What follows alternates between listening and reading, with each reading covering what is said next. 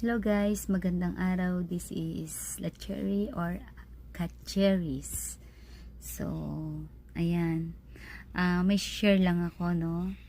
Baka nagkakaproblema kayo sa inyong monetization sa FB, page, or profile.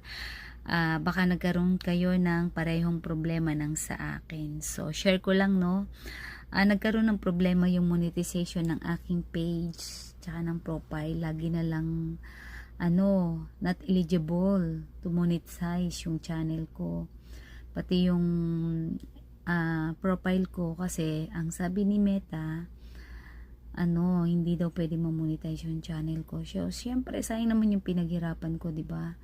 Hindi ko malaman kung ano yung problema ko. So, pumunta ako ngayon sa monetization tools.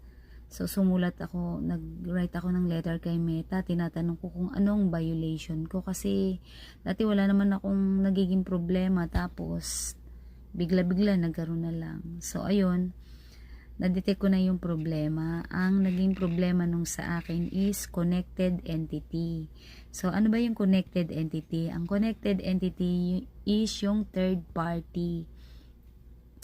So, yung third party, yung naiko-connect mo yung profile mo or page mo sa ibang apps. Alam niyo na yun kung ano yun, 'di ba? So meron tayong YT, meron tayong Instagram, meron tayong TikTok, ganyan. So hindi pala pwedeng kumita yung mga ganung channel. Una kong ginawa, i-disconnect ko yung aking FB sa Instagram.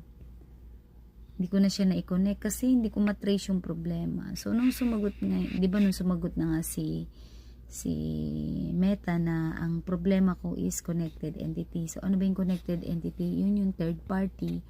Ngayon, kung nagkaroon na ng maraming moderator yung page mo or profile mo, isa pala yun sa nagiging problema. So, ang ginawa ko, na-turn off ko na lang yung aking personal profile, yung monetization niya, kasi hindi pala pwedeng pareho din na naka-on. Kasi nakapanood ako dati, okay lang daw. Pero nagkakaproblema siya sa moderator. So, ayun.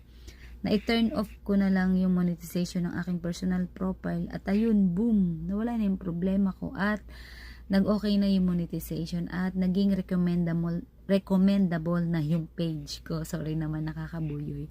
So, yun lang po. Sana makatulong. At God bless po. Salamat!